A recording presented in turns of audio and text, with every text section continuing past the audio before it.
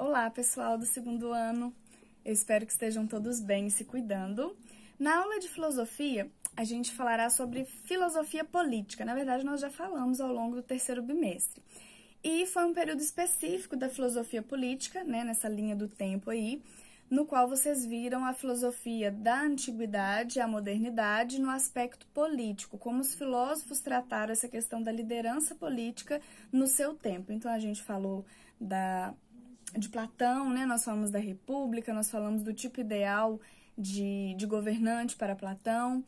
Vocês viram o direito divino de governar, ou seja, aqueles filósofos que acreditavam que, de fato, a monarquia era uma coisa positiva e muito importante para o período em que eles viveram. Então, a gente viu esse processo mesmo da filosofia antiga, medieval e renascentista, né? E nesse processo aí, vocês viram que a gente começa a discussão sobre a polis ideal, onde a gente discute a questão da democracia, que só existiu na polis ateniense, e todo o processo no qual as pessoas participam ou não ativamente dessa política, né? Onde a gente vê, por exemplo, a questão do feudalismo, onde as pessoas elas não têm opção, elas nascem numa classe social e morrem naquela classe social, e onde o processo político ele se dá por meio da vontade, ora da Igreja Católica, ora do suzerano senhor feudal e por aí vai. Então, a gente tem esse entendimento da filosofia política no sentido de qual a melhor liderança, qual o melhor tipo de governo, né, ao longo desse tempo. Então, se a gente imagina invasões e extensões de território que vão demandar guerras, é interessante ter um rei, ter um grande exército que ele me protege. Então, é assim que funciona, né? Hoje é muito fácil. A gente tem república, nós somos um Estado nacional, tem vários meios mundiais de tentar promover a paz. Mesmo assim, no século XX aconteceram 2 guerras mundiais. Então, quer dizer, a nossa paz ela é frágil, mas antigamente era mais ainda. Então, nesse processo hoje, no qual a gente tem essa sensação de uma paz maior com relação a outras nações, e a gente já tem uma consolidação de democracia, república, parlamento na maior parte dos países, o que acontece pra gente? Acontece que nós entendemos essa democracia como a melhor forma de governo e nós não entendemos a monarquia mais como uma coisa possível. Porque quando ela era possível, até aclamada e elogiada, era um momento no qual chegava um povo, queria o seu território, e se você não tivesse um rei forte, com um exército forte, você virava prisioneiro ou morria na mão do outro povo. Então, também é um processo histórico que a filosofia política ela vai abordar esses temas, porque cada época teve a sua evolução, a sua importância e a sua definição do que era ideal. Então, querer falar de um ideal agora, no mundo contemporâneo, para essas idades que a gente estudou a filosofia política, é ser anacrônico, ou seja, eu pensar com a mentalidade atual num momento que eu não vivi. Pensar sem análise. Então, nesse momento, nós vamos tirar as nossas experiências pessoais do que a gente tem de democracia, de república e tentar nos colocar no lugar desses filósofos que pensaram em tipos de governo e política ideal para o seu tempo, né? Então, aí, na linha de raciocínio que vocês tiveram, primeiro da Idade Antiga, a polis ideal, obviamente, para os atenienses, era pautada na democracia, mas o conceito de cidadão era diferente. Era cidadão somente os homens, maiores de 18 anos, filhos de pai e mãe atenienses.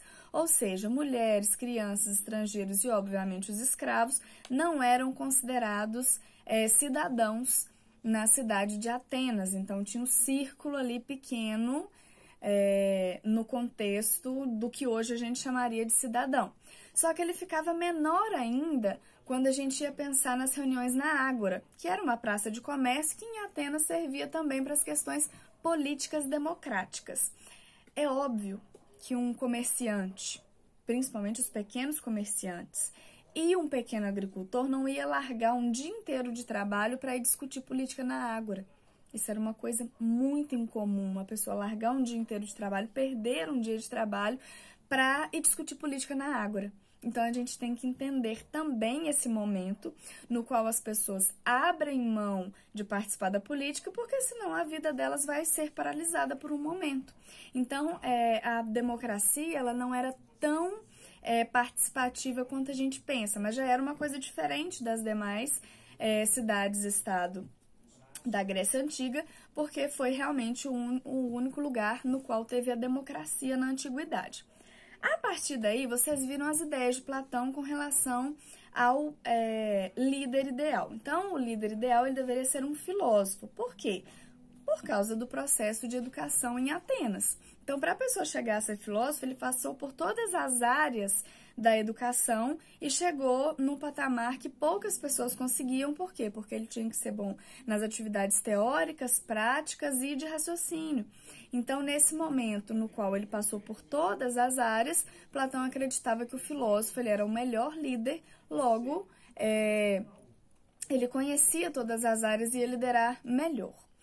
Na Idade Média, a gente já vê alguns filósofos como o Tomás de Aquino e o Agostinho, que inclusive são santos, São Tomás de Aquino, Santo Agostinho, foram filósofos que também falavam sobre a função do suzerano, mas mais do que isso, sobre a função política da igreja, de trazer algumas regras, de demonstrar para as pessoas a questão da punição e que isso era muito importante. E no Renascimento, o movimento renascentista, ele já traz outros filósofos que vão trazer uma lógica mais pautada na democracia, em alguns momentos, mas eles não querem o que se via na Grécia Antiga. No Renascimento, a gente vê um monte de reinos, a gente vê monarquia. E esses filósofos acreditavam que a monarquia era muito importante, como, por exemplo, Thomas Hobbes. Ele dizia que o rei era a expressão do seu povo e que ele governava para o povo e protegia esse povo. Então, quando a gente vê esses filósofos absolutistas, como foi o exemplo do Thomas Hobbes, a gente entende que, naquele momento, Idade Moderna, os reis foram a melhor opção para a época, principalmente estamos falando aqui de filosofia política na Europa.